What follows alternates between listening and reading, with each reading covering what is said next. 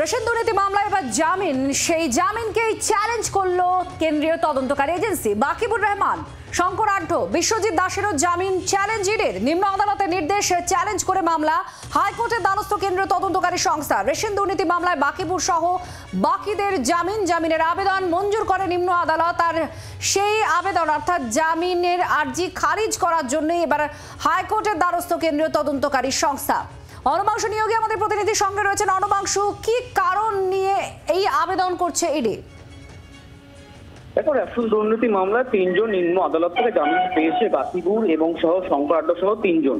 এই তাদের জামিনের ক্যান্সেলেশন অ্যাপ্লিকেশন ফাইল করেছে ইডি আজকে কলকাতা হাইকোর্টে। আগামী সপ্তাহে মামলার শুনানি রয়েছে। তাদের বক্তব্য হচ্ছে এটাই যে ইডির বক্তব্য ঠিকমতো শোনা হয়নি, ইডিকে অনেক কিছু স্কোপ দেওয়া হয়নি এবং যে লোয়ার কোর্টের যে অর্ডার, সেই অর্ডারের মধ্যে অনেকগুলি গাফিলতি রয়েছে। সেই কারণে কিন্তু চ্যালেঞ্জ করা হয়েছে। সুতরাং আগামী সপ্তাহে মামলা শুনানির সম্ভাবনা রয়েছে।